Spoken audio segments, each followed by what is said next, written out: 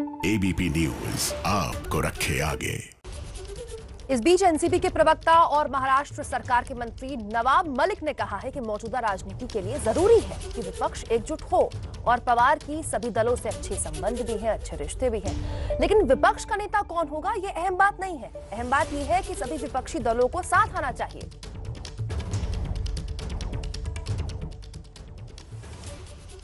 देश की राजधानी दिल्ली की सीमा पर पिछले कुछ दिनों से किसान जो है वो आंदोलन कर रहे हैं, लेकिन सत्ता में बैठे लोग जो है वो बेफिक्र दिखाई दे रहे हैं। और इसके पीछे की वजह है कमजोर विपक्ष। ये सब कुछ लिखा है शिवसेना ने अपने एडिटोरियल में, और ये तक लिखा है कि कमजोर जो विपक्ष है, अगर उसका नेतृत्व किसी को करना है तो उसमें शरद पवार के नाम की वकालत की गई है। हमारे साथ बात करने के लिए एनसीपी के प्रवक्ता और महाराष्ट्र सरकार में मंत्री नवाब मलिक साहब है। नवाब जी, क्या आप लोग तैयार हैं और शरद पवार साहब तैयार है यूपीए का नेतृत्व करने के लिए? देखिए, सामना में जिस बात कही गई कि कहीं ना कहीं समय की ज़रूरत है कि विपक्ष को एकजुट किया जाए। 15 दिन पहले पवार साहब ने एक अखबार से बात करते समय ये सूचित किया था कि देश में विपक्षी एकता की सबसे अहम ज़रूरत आज की घड़ी में है और उस दिशा में वो काम करेंगे। उन्होंने ये भी स्पष्ट किया था। उस इंटरव्यू में उन्हें ये भी कहा कि नेता कौन होगा ये अभी सवाल नहीं, सवाल ये है कि लोगों को एकजुट किया जाए। कुछ समय पहले यूपीए के अध्यक्ष पद को लेकर अटकलें लगाई जा रही थी और पवार साहब ने उसका खंडन कर दिया। विपक्षी एकता के लिए पवार साहब काम करेंगे और निश्चित रूप से पवार साहब के संबंध चाहे कश्मीर की नेताओं के साथ हो, चाहे उड़ीसा में पटनायक जी से हो, ममता दीदी से हो, केसीआर जी से हो, या आंध्रा के रेड्डी जी से हो, देश भर के नेताओं से संबंध अच्छे हैं। कांग्रेस से भी अच्छे संबंध है, वामपंथी दलों से अच्छे संबंध है। तो कहीं ना कहीं पवार साहब लोगों को एकजुट करने में लगे हैं और हमें लगता है सफलता मिलेगी। लेकिन सर, इसमें सवाल यह है कि हमेशा देखा गया है कि यूपीए का चेयरपर्सन जो बड़ी पार्टी होती है उसका नेता होता है।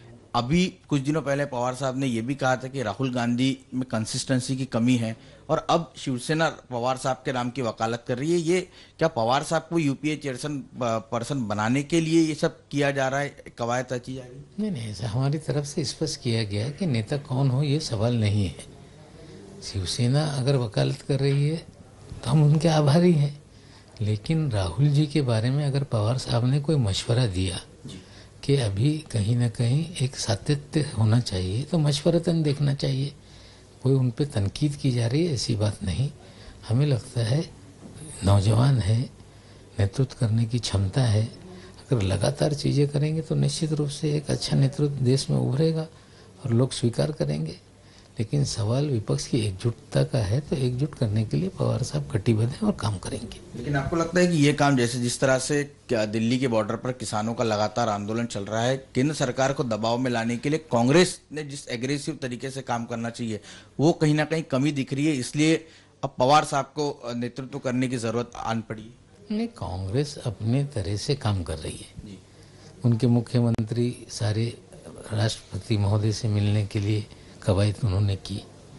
पवार साहब और 13 दलों के नेताओं ने 16 दलों के नेताओं ने एक प्रेस विज्ञप्ति जारी की। राष्ट्रपति से पवार साहब और राहुल जी साथ में मिले।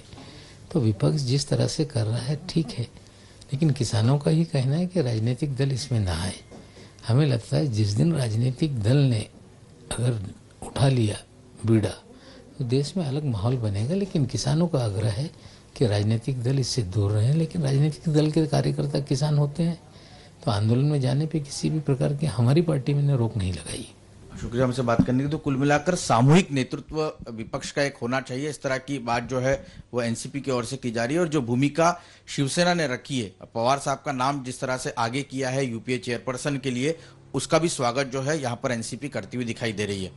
रौनक कुकड़े, एबीपी न्यूज, मुंबई।